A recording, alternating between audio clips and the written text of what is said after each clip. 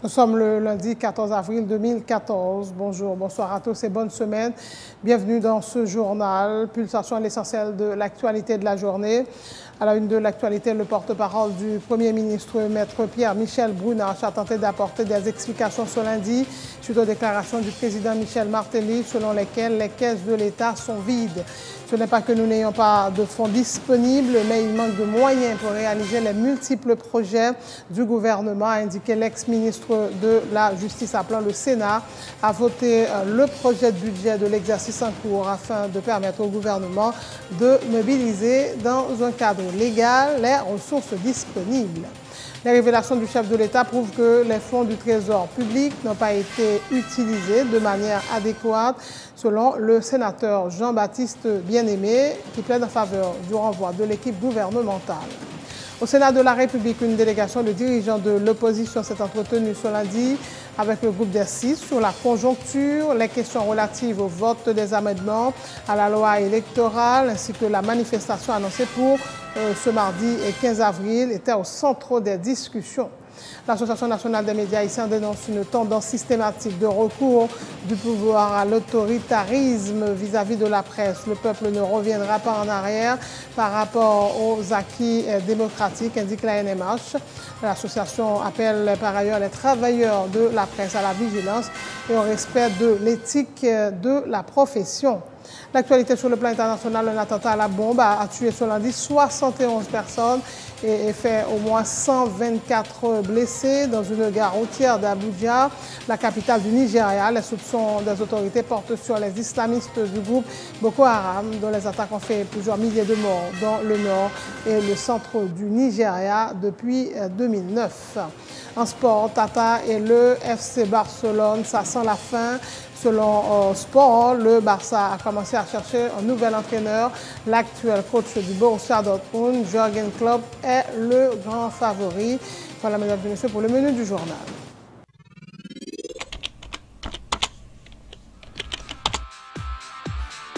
Bienvenue dans cette édition d'information Pulsation, l'essentiel de l'actualité de la journée. Merci de votre fidélité. Bienvenue dans ce premier numéro de Pulsation Week-end.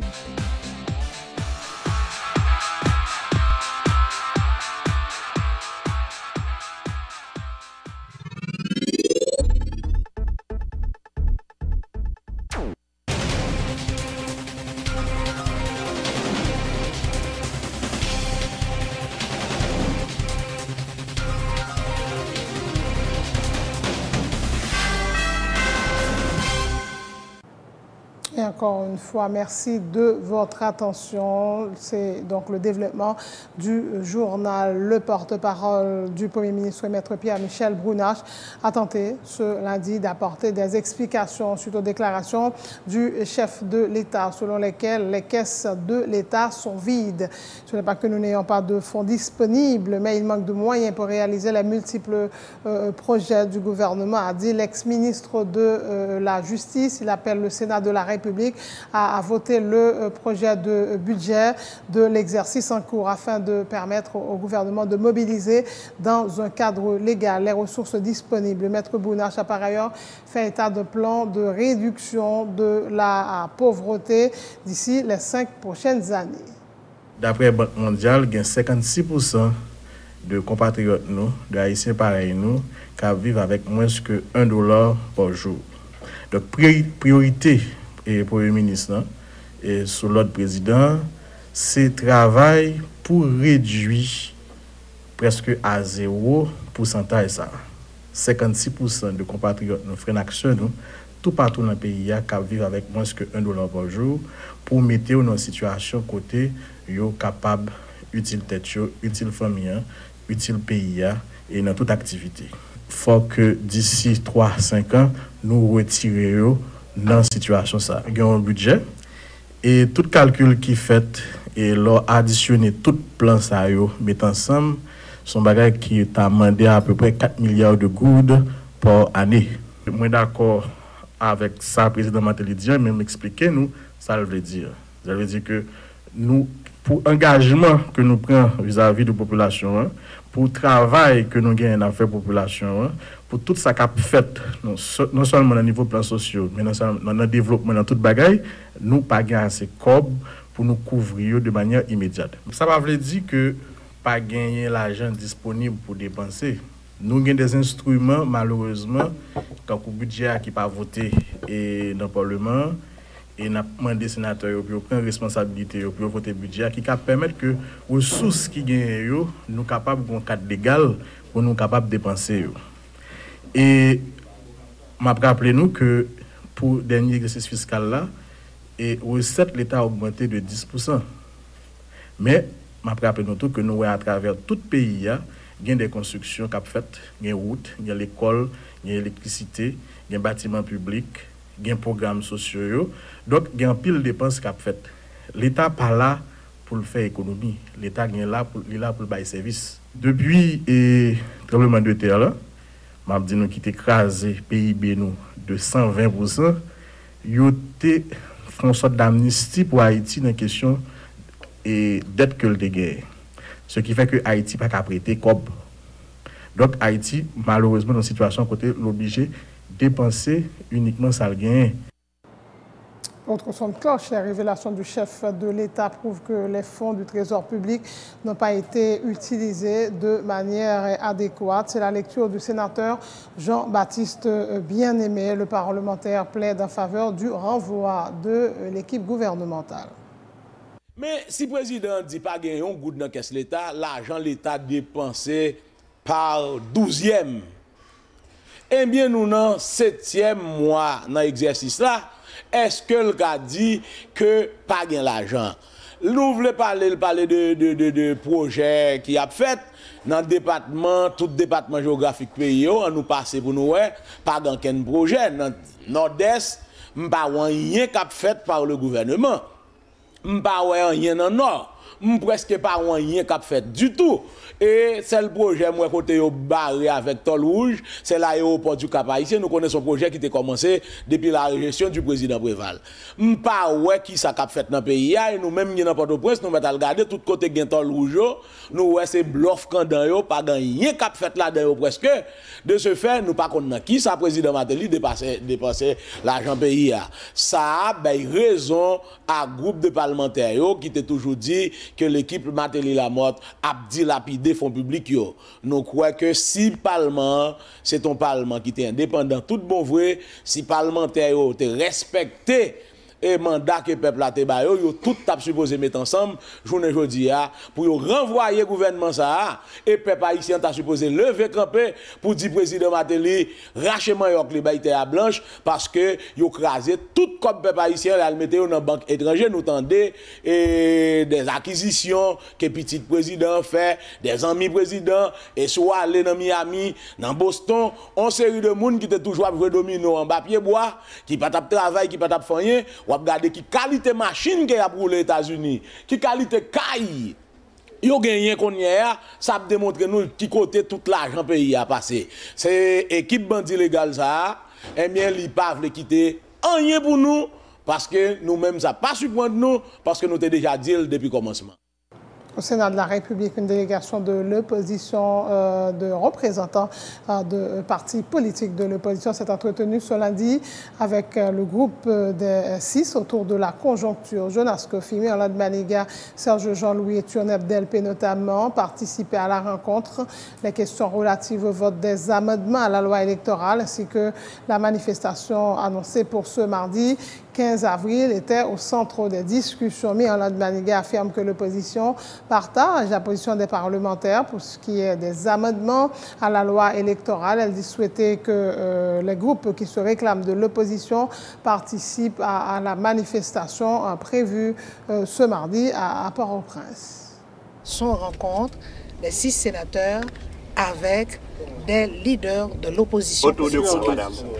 Autour de situation PIA d'une manière générale, autour de qui ça a fait avec PIA et quelles sont les solutions à apporter. Nos compositions des sénateurs, ils expliquent nous qui ça voulait, nous discuter largement avec eux et nous tomber d'accord pour nous dire que position juste et n'a pas appuyé. N'a pas de question élection, question formation conseil électoral provisoire. Non, pas élection à proprement parler, mais plutôt de la loi électorale. Position automatique de qui ça dans le contexte manifestation, mon pod lancé demain si je veux. Eh bien, on dit bien, mon pod a fait manifestation demain et nous espérons que d'autres groupes de l'opposition, ce n'est pas mon pod seulement, et je crois que d'autres membres du comité d'organisation de la manifestation du MOPOD, ils sont capables de répondre sur ça.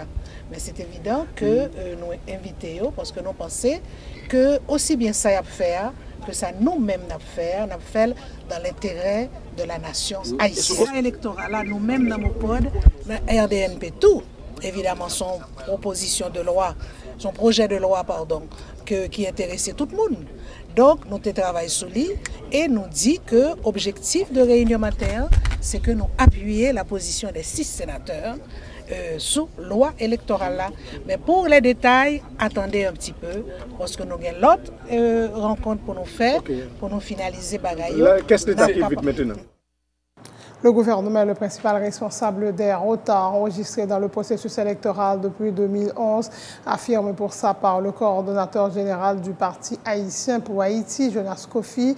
Ce ne sont ni les formations politiques ni les parlementaires qui devraient porter le chapeau, a dit l'ancien député Jonas Kofi. Son parti, a-t-il ajouté, est prêt à participer aux élections pourvu qu'elles soient justes, honnêtes, inclusives et démocratiques. Jonas Kofi réclame également la démission du Premier ministre Laurent Lamotte, arguant que l'actuel gouvernement n'inspire pas confiance.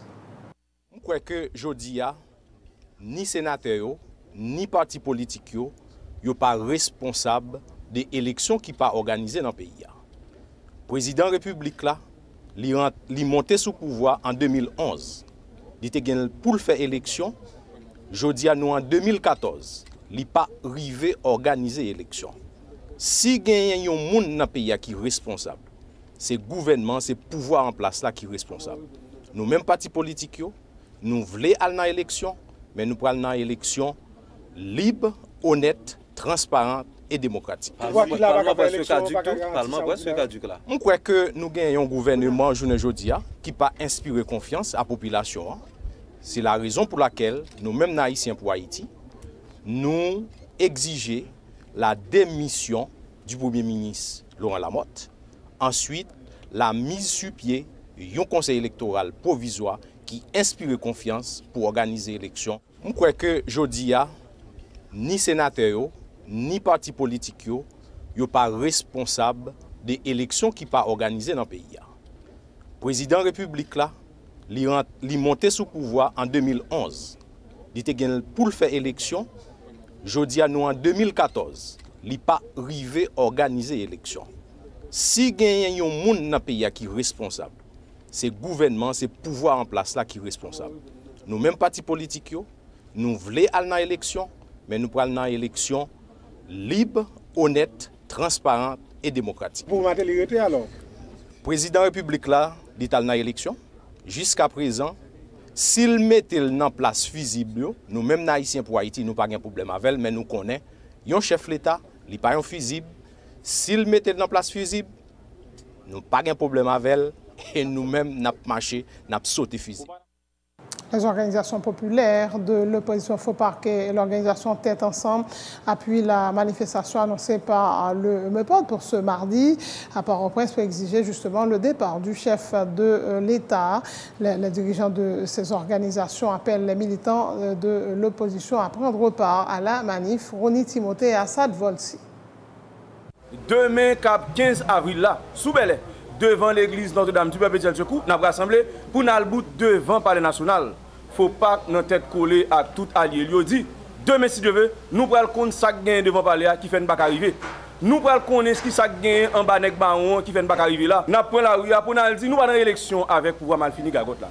Nous prenons la rue pour nous dire avec international la red qui était petite de sa ligne, régler les affaires avec pile étranger qui prend par le national d'assaut. Hier, sénateur Rudy Erivo, actuel ministre de communication, qui est ministre blablabla, ministre des palais, eh bien, relais, il y a un paquet de militants belges, côté lui offre au cob, lui offre aux armes, lui offre au job, pour empêcher manifestation rassembler sous Bel Air. Et si toutefois nous avons rassemblé sous Bel Air, pour être capable de tirer sur manifestation. Nous dit avec Oudi Rivo, ministre blablabla, c'est bien compté, mal calculé. Il y a une information qui a circulé dans la rue encore. Comme quoi que 7 anciens militaires qui font partie de cabinet de facto ça, et ils ont déjà entendu avec un groupe mercenaire, demain si Dieu veut, pour tirer sur manifestation devant le palais national. Nous-mêmes, nous avons dit, nous pas qu'on l'aine défaite. Nous pas besoin qu'on l'aine à mourir. Ça qui est important, revendication peuple haïtien, demain c'est bien à poter la ligne. Revendication pas changer. D'ailleurs, nous t'es déjà connus, nous même accord qui te dit que faut qu'il libérer Enol Florissal, Joseph Florissal, Jean-Robert Vincent, Luma Lugis, mais par contre, juge la Mabelize, terre les moun sa yo, mais malheureusement, le tourné en dans pénitentiaire national, malgré la famille diverse, te demandé pour libérer moun yo. Ça montre à clair, c'est dictature qui a dirigé nous. Demain, si Dieu veut. Et dans l'autre date qui peut lancer là, parce que la mobilisation que nous enclenchons là, il n'est pas campé dans la route. Donc, mobilisation, il peut révoquer l'accord El Rancho.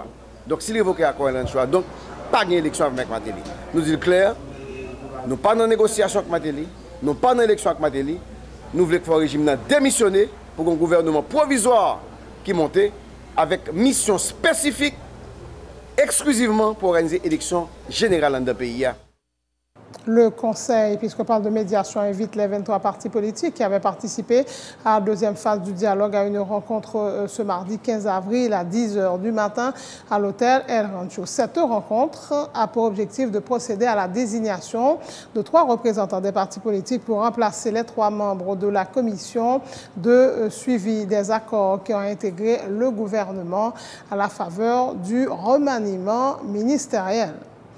Autre point de l'actualité, l'Association nationale des médias haïtiens dénonce une tendance systématique de recours du pouvoir à l'autoritarisme vis-à-vis de la presse. La NMH note avec inquiétude la déclaration du nouveau ministre de la Communication, Oudi Rivo, qui lors de son investiture avait menacé les médias dont il affirme pourtant reconnaître le mérite. La NMH déplore également l'attitude des responsables du CONATEL qui ont rappelé à l'ordre des médias qui s'adonneraient systématiquement, selon eux, aux pratiques de désinformation. Il s'agit, selon Liliane Pierre-Paul, présidente de l'ANMH, d'une politique gouvernementale assumée. La présidente de l'ANMH soutient que le peuple ne reviendra pas en arrière par rapport aux acquis démocratiques, soulignant que toute volonté d'annexer la presse de manière injustifiée risque d'aggraver les tensions provoquées par de mauvais précédents. Ce qui concerne nous maintenant la presse dans les médias, et c'est d'abord l'installation de nouveau ministre communication, Dr. Oudi Rivo. Nous connaissons le premier discours fait son attaque qu'il fait sous la presse, qui a annoncé les couleurs dans ce qui concerne le pouvoir d'être caléa, qui confirme toute position gouvernementale depuis le commencement. Et puis, pendant que nous étions toujours là, nous dans mi-temps la presse, on a fait commentaire sous ça et qui comporte sous ça le ministre a dit et qui comportement nous doit gagner nous est que il réaffirme encore dans le conseil de gouvernement et pas de aucun ministre qui était là du premier ministre qui t'a montré que aucune émotion par rapport à ça dit dans sa notion politique gouvernementale qui assumait et puis venir ajouter semaine passée 2 communiqués qu'on a tel et une et pour confrères nous radio télé Zénith qui spécifique et puis il y a l'autre général qui passait près tout le monde et qui c'est même démarche c'est une tentative pour mettre babouquette dans bouche la presse alors que nous connaissons très bien constitution 1987 là qui c'est résultat d'une lutte et côté en dedans toute liberté publique que plusieurs générations haïtiennes étaient goumé pour il consacre liberté de la presse et il dit qui comportement pour journalistes gagner par exemple par exemple doit pour dévoiler sociaux et côté tout et liberté d'expression en général n'importe haïtien doit exprimer sous n'importe qui bagage qui concerne pays c'est un communiqué tout qui là pour diviser nous dans la presse là pour craser solidarité dans notre presse là que il parle du communiqué général il fait tout le monde peur de créer une atmosphère de peur tout le monde va goumer pour défendre propre tête et puis qu'on est là les longer doit être sous une non non li dit bon 2 3 faits li dit comme ça que tel média te bay menti sous tel fait qu'on est là on doit avoir tendance dit ah même pas concerné papa c'est Zénith qui concerné nèg a fait des informations on doit entrer dans même jouet gouvernement pour capable obtenir ça pas triver jouer sous l'autre forme pour venir sous forme ça pour diviser nous faut que nous pas prendre pied ça c'est pour nous solidaires pendant que nous venir plus professionnels. La première dame de la République, Sophia Martelly, a participé le samedi 12 avril dernier au 30e gala de l'Association haïtiano-américaine des infirmières de la Floride. Accompagnée du ministre des Haïtiens vivant à l'étranger, François Guillaume II, l'épouse du chef de l'État a mis l'accent sur l'importance de la santé comme facteur de développement et le rôle de chaque Haïtien distinctement dans la marche du pays vers le progrès. Une plaque d'honneur a été remise à la circonstance à Sophia Martelly pour son implication et son dévouement pour la lutte en faveur de l'accès du plus grand nombre aux soins de santé, informe une note du bureau de communication de la présidence. L'association haïtiano-américaine des infirmières de la Floride regroupe plus de 800 professionnels de la santé évoluant dans la diaspora. Voilà pour l'actualité locale. La page internationale du journal dans quelques instants.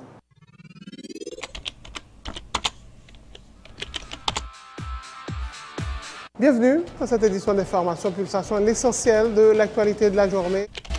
Merci de votre fidélité. Bienvenue dans ce premier numéro de Pulsation Week-end.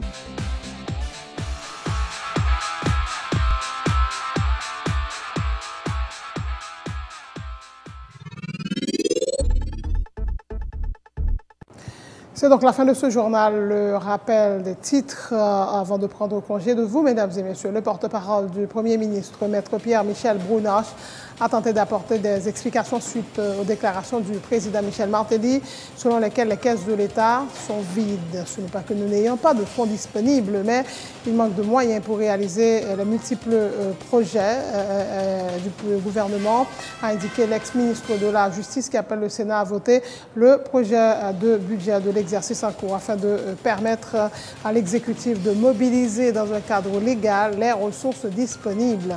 La révélation du chef de l'État prouve que les fonds du Trésor public n'ont pas été utilisés de manière adéquate. C'est la lecture du sénateur Jean-Baptiste Bien-Aimé qui plaide pour le renvoi de l'équipe gouvernementale. Au Sénat de la République, une délégation de dirigeants de l'opposition, de dirigeants politiques, s'est entretenue ce lundi avec le groupe d'assises sur la conjoncture et les questions relatives au vote des amendements à la loi électorale, ainsi que la manifestation annoncée pour ce mardi 15 avril était au centre des discussions. L'Association nationale des médias haïtiens dénonce une tendance systématique de recours du pouvoir à l'autoritarisme vis-à-vis de la presse. Le peuple ne reviendra pas en arrière par rapport aux acquis démocratiques, indique la NMH. Elle appelle par ailleurs les travailleurs de la presse à la vigilance et au respect de l'éthique de la profession. L'actualité sur le plan international, un attentat à la bombe a tué ce lundi 71 personnes et fait au moins 124 blessés dans une gare routière d'Abuja, la capitale du Nigeria. Les soupçons des autorités portent sur les islamistes du groupe Boko Haram. De les attaques ont fait plusieurs milliers de morts dans le nord et le centre du Nigeria depuis 2009. Tata et le FC Barcelone, ça sent la fin. Selon Sport, le Barça a commencé à chercher un nouvel entraîneur. L'actuel coach du Borussia Dortmund, Jürgen Klopp, est le grand favori. Merci d'avoir suivi ce journal. Bonne suite de programmes et bonne semaine sur Télé Pluriel.